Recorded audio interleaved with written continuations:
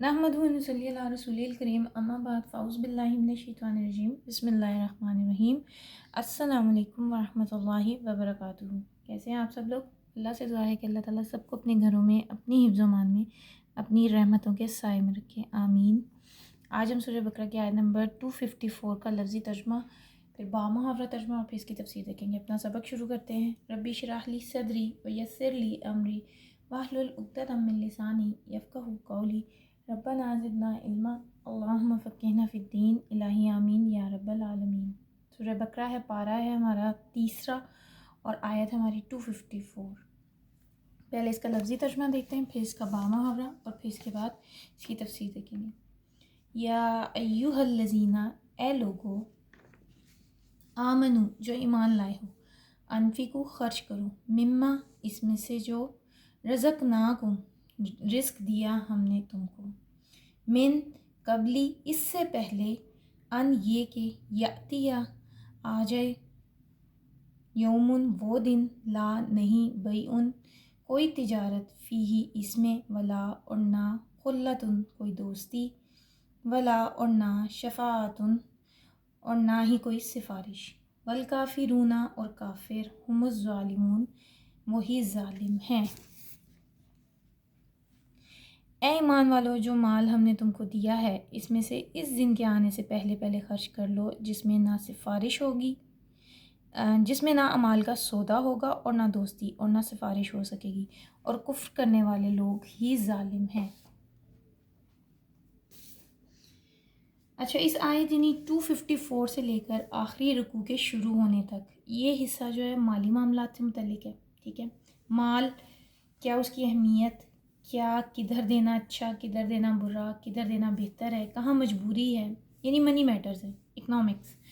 और पीछे जोड़ दें तो समझ लें कि अक़साम बिर 177 आयत से हम चल रहे हैं, सारे मौजू आ गए इसमें ऑलमोस्ट, निकाह, तलाक और दूसरी और तीसरी चीज़ें। और वहाँ पर दरमियान में ज़िक्र आया भी था 2 दफ़ा, यसअलूना का माज़ा युनफ़िकून, क्या ख़र्च करें, सवाल थे सहाबा कराम के। वहाँ बस ऐसे गोल गोल जवाब दे दिया गया था। पहली दफ़ा कह दिया कि माँ बाप और उनको यानी रिश्तेदारों को दो, दूसरी दफ़ा कह दिया अल-अफ़, ऐसा लगा जैसे बात को लपेटा गया हो। अब यहाँ से आगे तक हर आयत मोतियों की तरह परोई हुई है।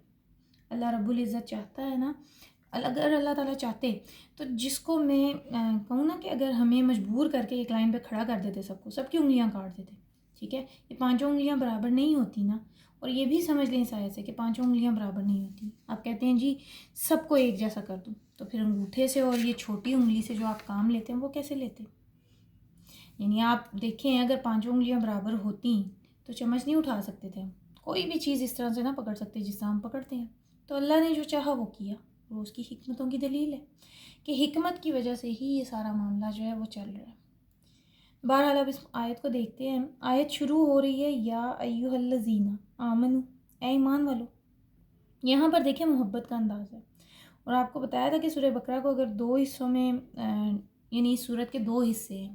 पहला हिस्सा जो है वो यानी पहला पूरा पारा और अगला आधा पारा तकरीबन जो है, दूसरा पारा आधा तकरीबन जो वो बनी इसराइल से मुतल्लक़ात था, यानी बनी इसराइल के मामलात के बारे में था। और आयत बिर से लेकर अब आखिरी हिस्से तक उम्मत मुस्लिमा का जो है, आखिर तक का जो है वो सारा उम्मत मुस्लिमा का है। अब या अय्युहल्लज़ीना आमनू का लफ्ज़ बहुत ही ईमान अफरोज़ है, जो हम सब के लिए ये अंदाज़ शो करता है कि अपने आप को हम अल्लाह का बंदा बनाएं। और सहाबा कराम के कान खड़े हो जाते थे या अय्युहल्लज़ीना आमनू की बात पर। फिर एक और चीज़ यहाँ से नोट कर लें कि तकरीबन 2 रुकू जो हैं, ठीक है, उन पर तालूत और जालूत का वाक़या हम पीछे पढ़ा है। गोया कि वो ग़ज़वा बदर के लिए ज़हनी और नफ्सियाती तैयारी थी। और जहाँ भी ग़ज़वात के लिए सर कटवाने की ज़रूरत पड़ती है तो वहाँ इन्फाक भी लाजिम होता है। और यहाँ बड़े ज़ोरदार अंदाज में माल को खर्च करने की दावत दी गई है। और यहाँ एक और चीज़ नोट कर लें कि सूरह बकरा का ये जो निस्फ़े आखिर है ना, इसमें 4 चीज़ें तकरार से आ रही हैं। नंबर 1 इन्फाक, यानी माल खर्च करना, कताल, पीछे आपने पढ़ी हैं आयतें जहाद से मुतल्लिक, इबादात और मामलात। अगर आप अपने जहन में एक डोरी लें, 4 होंगी, ठीक है, पीली, सुर्ख, सब्ज़, नीली, और उसकी एक चुटिया बनाएं तो आपको पता है कभी पीला रंग ऊपर आएगा, कभी नीला, इसी तरह कभी सब्ज़ और कभी सुर्ख। तो ये अंदाज़ा आपको यहाँ सूरह बकरा का दिखाई दे रहा है। 22 रुकू हैं जो हम पढ़ रहे हैं, ٹھیک ہے. 18 رکوع جو تھے وہ پہلے حصے میں تھے اور 22 رکوع جو ہیں وہ آخری حصے میں. تو یہ تانے بانے الجھا کر یہ بتایا جا رہا ہے کہ تمہیں اپنی فکر کرنی ہے. دوسری بات دیکھیں اس آیت کا انداز جو ہے نا وہ ٹائم باؤنڈ آپشن ہے. ٹھیک ہے. من قبل ان یاتیا یوم لا بیع فی. تو کیا پتہ چلا کہ ہر چیز کا ایک وقت مقرر ہے. دیکھیے جس طرح ہمارے پانی بجلی گیس کے بلوں پر ڈیو ڈیٹ لکھی ہوتی ہے, اگر اس ڈیٹ تک بل نہ ادا کیا جائے تو پھر سرچارج دینا پڑتا ہے, اور اگر اس کی بھی ایک ٹائم لیمٹ ہوتی ہے سرچارج کی بھی, اگر اس دوران بھی بل ادا نہ کرے تو پھر کیا ہوتا ہے, بجلی پانی گیس سب کاٹ دیتے ہیں. ٹھیک ہے. تو اللہ رب العزت کے راستے میں بھی کچھ لگانے کی ایک ٹائم ہوتا ہے, ہر وقت یہ ضرورت نہیں رہتی. میں بھی آپ نے یہ واقعہ سنا ہو خلیفہ ہارون رشید کا, کہیں سے گزرے تو مٹی کے کھلونے جو ہیں وہ 1000 درہم کے ایک آدمی بیچ رہا تھا. یہ کہنے لگے کہ اتنے مہنگے کیوں بیچ رہے ہو؟ تو کہا ایسی ہی ضرورت ہے دین کے کام کی, تو مانگنے سے بہتر ہے کہ محنت کر کر میں یہ کھلونے جو ہیں وہ بیچ دوں, اور یعنی کھلونے بنا کے بیچ دوں, اور پھر جتنے کی مرضی بیچیں ہماری چیز ہے. کہنے لگے ہاں مٹی کے کھلونے لے گا کون؟ بہرحال وہ وہاں سے چلے گئے. اب انہوں نے خواب میں دیکھا کہ ان کی بیوی ہے جنت میں اور اس کا محل ہے اور اس پر لکھا ہوا ہے قصر زبیدہ. صبح اٹھے اور بیوی سے کہا کہ تو نے کوئی نیکی کی ہے کیا؟ بیوی نے کہا کیا ہوا؟ کہا کہ مجھے اللہ نے رات کو نا جنت میں تمہارا محل دکھایا. آگے سے بیوی نے کہا پتہ نہیں, کل رستے سے میں آ رہی تھی تو دیکھا کہ ایک بندہ مٹی کے کھلونے بیچ رہا ہے. میں نے پوچھا یہ کیوں بیچ رہے ہو؟ تو اس نے کہا کہ کوئی دین کا کام ہے, اس کے لیے پیسوں کی ضرورت ہے, تو چندہ مانگنے اور لوگوں سے مانگنے کے بجائے میں نے مٹی کے کھلونے بنائے اور اب میں اس کو بیچ رہا ہوں. کہا اچھا لاؤ دو. سارا ہی ٹوکرا انہوں نے لے لیا اور 1000 درہم دے کر وہ آ گئی. اب یہ خلیفہ ہارون رشید کہنے لگے کہ پھر تم نے کیا کیا ان کھلونوں کا؟ انہوں نے کہا کرنا کیا تھا ان کھلونوں کا, آگے جا کر میں نے پھینک دی. میری نیت جو وہ کھلونے تو نہیں تھے نا, لیکن میں نے سوچا کہ ایک بندہ اپنی خودداری کو نہیں بیچ رہا تو میں اس سے ایسے لے لوں, یعنی ایسے ہی اس سے یہ چیزیں لے لوں, یہ کھلونے لے لوں. ویسے اگر یہ مانگتا تو اس کو شرم آتی. خلیفہ نے کہا اچھا. وہ نا اب کئی 1000 درہم جو وہ جیب میں لے کر نکلی. کہا تم 1000 میں ایک محل لے کے آئی ہو نا, تو میں تو 2-4 لیتا ہوں پھر. تو جب وہ شخص وہاں ملا تو جو بات اب سنانے کے لیے اس آیت سے ریلیٹ ہو رہی ہے نا وہ دیکھیں. خلیفہ ہارون رشید نے کہا کہ لاؤ بھی لاؤ, کھلونے لینے آیا ہوں, کل بیچ رہے تھے نا؟ اس نے کہا نہیں خلیفہ صاحب, ضرورت کل تھی آج نہیں ہے. اب یہ ہے اس آیت کا تھی کہ آج ضرورت ہے, کل ضرورت نہیں رہی. ٹھیک ہے. احادیث پڑھ کر دیکھیے گا, لوگ مال لے لے کر پھر رہے ہوں گے اور مال کوئی ایکسیپٹ نہیں کرے گا. قیامت کے قریب زمین میں سے سونا نکلے گا. دریائے فرات کا نام آپ نے سنا ہوگا, سونے کے پہاڑ نکلیں گے اس میں سے. اور یہ زمین پر جو آپ آج کل مٹی پتھر کی ڈھیریاں دیکھتے ہیں نا, اس طرح سونا پڑا ہوگا. اور روایات میں آتا ہے کہ چور وہاں سے گزرے گا جس کا ہاتھ کٹا ہوگا اور کہے گا کہ کاش میں نے مال کو لینے میں جلدی نہ کی ہوتی. یعنی یہ تو تھوڑے دن میں روڑی اور بجری کی طرح سونا جو ہے وہ سڑک پر بکھرا ہوا ہے. تو یاد رکھیں کہ تو اسے بچا بچا کے نہ رکھ کہ تیرا آئینہ وہ آئینہ ہے. ہم اپنے آپ کو بچا لیں گے, کتنا بچاتے ہیں یہ ہم سب جانتے ہیں. اللہ رب العزت کتنے خوبصورت طریقے سے یہاں یہ فیل کراتے ہیں کہ من قبل ان یاتیا یوم لا بیع فیہ ولا خلۃ ولا شفاء. دیکھیں جس دن چھٹی ہوتی ہے, سنڈے کے دن یا کوئی بھی پبلک ہالیڈے ہو, اس دن اگر آپ کچھ لینا چاہیں, ہر چیز آپ کو نہیں ملتی نا. اگر کچھ تھوڑا بہت مل بھی جاتا ہے تو بھی ہر چیز ویسے نہیں ملتی جیسے آپ کو عام دن میں مل رہی ہوتی ہے. تو اسی طرح قیامت کا دن بھی ہوگا. سمجھ لیں کہ ہڑتال ہوگی, کوئی لے دے نہیں سکے گا. اور عموماً آپ دیکھتے ہیں نا کہ لوگ لین دین کب کرتے ہیں. پیچھے 2 دفعہ کی آیت تو یاد ہے نا آپ کو, لا تجزی نفس عن نفس شیئا. بھاؤ تاؤ کریں گے لوگ, میرے بدلے میں یہ لے لو, میرے بدلے میں سونا لے لو, میرا بچہ لے لو, میرے گھر والے لے لو. یہاں اس سے بھی یہی مراد ہے. تو جو آج اللہ کے رستے میں کاغذ کے نوٹ نہیں لگا سکتا نا, کل اپنا بیٹا لے کر آئے گا, لیکن اس دن سیل ختم ہو جائے گی.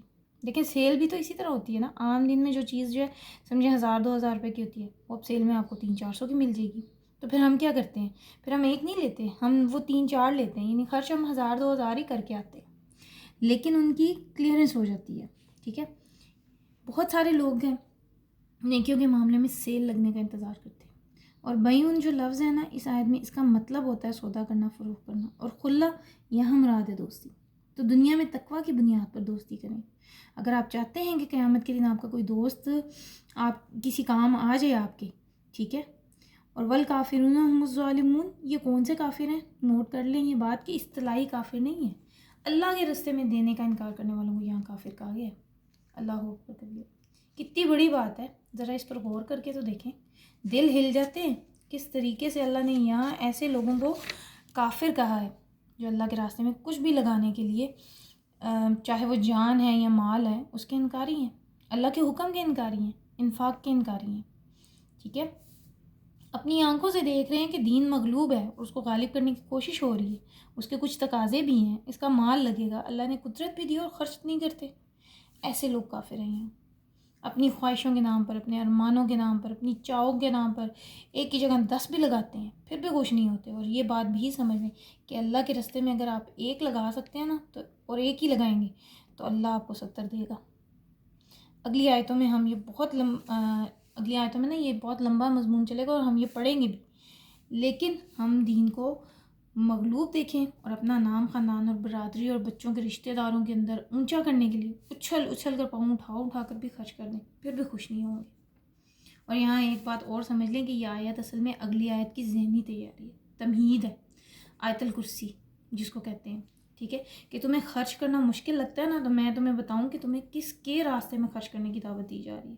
یہ وہ ذات نہیں ہے کہ جس نے کوئی کہا کہ جی اللہ کے واسطے کچھ دے دو اور تم نے کہہ دیا بابا جی معاف کرو. نعوذ باللہ ثم نعوذ باللہ. بعض اللہ کے نام پر کسی کام کی, کسی بات کی دعوت دی جائے تو کہتے ہیں جی معاف کریں, ابھی ٹائم نہیں ہے, بہت کر چکے ہیں, بار بار ضرورت نہیں ہے. پہلے بتائیں, پہلے جو دیا تھا وہ کدھر لگایا آپ نے, پہلے کا حساب تو دیں.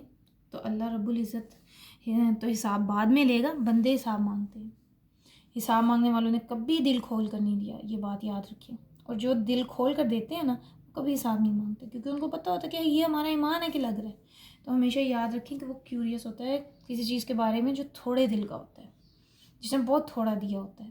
تو آیت الکرسی جو ہم اگلے سبق میں پڑھیں گے نا انشاءاللہ, یہ اصل میں مجھے آپ کو شرمندہ کرتی ہے. شرم نہیں آتی کہ اللہ کے معاملے میں تم یہ سوچتے ہو, اصل میں تمہیں اللہ کی ہستی کا علم ہی نہیں ہے.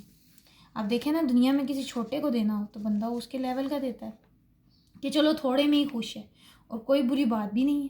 اگر آپ کی ہیلپر جو ہے 1000-2000 کے جوڑے پر خوش ہو گئی تو بہت اچھی بات ہے, لیکن آپ کی اگر دوست ہے اور اس کو 4-5 ہزار کی چیز سے خوشی ہوتی ہے تو آپ اس کو وہ دیں گے نا. جتنا جو ہماری نظروں میں بڑا ہوتا ہے ہم اس کو اتنا ہی دینا چاہتے ہیں. تو پھر ذرا سوچیں کہ جب ہم اللہ کے بارے میں ہمیں جب اگلی آیت سے پتہ لگ جائے گا تو پھر ہم کیا کریں گے. کیوں حضرت عائشہ جو ہیں وہ جب کسی کو درہم دیتی تھی اللہ کے نام پر تو خوشبو لگا لیتی تھی, کہتی تھی کہ میں نے نبی کریم صلی اللہ علیہ وسلم سے سنا ہے کہ جب ہم اللہ کے نام پر کسی کو دیتے ہیں نا تو پہلے وہ اللہ کے ہاتھ میں پڑتا ہے, پھر وہ ضرورت مند کے ہاتھ میں جاتا ہے. میں چاہتی ہوں کہ جب اللہ کے ہاتھ میں جائے تو اس سے خوشبو آ رہی ہو. اور یہاں اس آیت کا بھی یہ ایک موضوع سمجھ لیں کہ تمہاری زندگی کے خاتمے کے ساتھ ہی یہ مال و دولت تمہارے ہاتھوں سے نکل جائے گا. اگر تم ایسے ایک لازوال اگر تم اس مال و دولت کو ایک لازوال خزانے میں بدلنا چاہتے ہو, ٹھیک ہے, اور چاہتے ہو کہ تمہارا مال جو ہے وہ ایک ایسے اکاؤنٹ میں چلا جائے کہ ختم ہی نہ ہو, تو پھر انفقو, خرچ کرو اللہ کے راستے میں. ایک دانہ اگر خرچ کیا جائے گا اللہ کے راستے میں تو اللہ رب العزت فرماتے ہیں کہ میں اس کو گھوڑے کے بچے کی طرح پالتا ہوں, حتیٰ کہ وہ ایک دانہ احد پہاڑ سے بڑا ہو جائے گا. اور جو اللہ کے راستے میں خرچ نہیں کرتا وہ ساری زندگی اسے سینچ کر رکھتا ہے, جوڑ کر رکھتا ہے, اور خود ایک چوکی دار کی طرح اس کا پہرا دیتے ہوئے دنیا سے چلا جاتا ہے. سچ ہے کہ جھوٹ؟ آپ خود سوچیں, اپنے آپ سے پوچھیں. جو مال آپ اللہ کے راستے میں دیتے ہیں نا وہ آپ کا صدقہ بن جاتا ہے, وہ آپ کا چوکی دار ہوتا ہے. اور جو مال آپ کے پاس ہے نا آپ اس کے چوکی دار ہیں.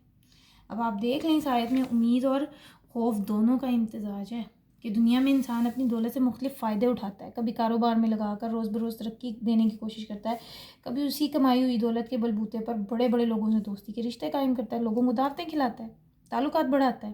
پھر ان تعلقات کو کبھی اپنے فائدے کے لیے استعمال کرتا ہے اور کبھی کسی دوسرے کا کام نکلوانے کے لیے سفارش کے نام پر بھی استعمال کرتا ہے. یعنی زندگی میں جب تم اس دولت سے کئی قسم کے فائدے لے لیتے ہو تو تمہیں اس کا یقین نہیں ہے کہ آخرت میں تمہارے اس خرچ سے کوئی فائدہ نہیں ہوگا. اور جس وقت جان حلق میں پھنسی ہوئی ہوگی نا اس وقت انسان کو سمجھ میں آئے گا کہ تھوڑا سا وقت اگر فرشتہ مجھے دے دینا تو میں اس کو یہ دے اور میں اس کو وہ دے. تو یہ ایک زندگی ہے جس کو ہم کہتے ہیں نا دنیاوی زندگی, اور ایک ہماری زندگی ہوگی برزخی زندگی, اور تیسری ہماری ہوگی اخروی زندگی. تو یہ آیت آپ کو مجھے پیغام دیتی ہے کہ ایک دن موت آئے گی, دنیا کی زندگی برزخی زندگی میں بدل جائے گی, اور پھر برزخ کی زندگی قیامت کے نکارے کے ساتھ ہی اخروی زندگی میں بدل جائے گی. اور یہ وہ دن ہے یوم لا بیع فیہ, کہ جس دن نہ دولت سے کچھ خرید سکو گے نہ کوئی چیز بیچو گے، کوئی دوست ساتھی کچھ بھی تو وہاں نہیں ہوگا۔ تو کافرون وہ لوگ جو ایمان اور عمل اثار و انفاق کے بجائے چند غلط عقیدوں پر بھروسہ کرتے ہیں کہ فلاں آئے گا تو بچا لے گا اور فلاں فلاں، پتہ نہیں کس کس بابا جی پر نظریں لگائی ہوئی تھیں اور کام ان میں سے کوئی بھی نہیں آیا۔ وما علینا الا البلاغ۔ اللہ سے دعا ہے کہ اللہ تعالیٰ ہمیں اس قرآن کی صحیح سمجھ عطا کر دے اور اس پہ عمل کرنا ہمارے لیے آسان بنا دے، اور اس کو ہماری زندگیوں کا صحیح معنوں میں پریکٹیکل لائف میں اس کو ہمارا ساتھی بنا دے، اس پہ ہمارے لیے عمل کرنا آسان بنا دے، کیونکہ اگر ہم اس دنیا میں اس پر عمل کریں گے نا اور اللہ کی باتوں کو سمجھیں گے تبھی تو پھر ہم آخرت میں کامیاب ہوں گے۔ اللہ تعالیٰ ہمارے لیے آسانیاں پیدا کرے، آمین۔ السلام علیکم ورحمۃ اللہ وبرکاتہ۔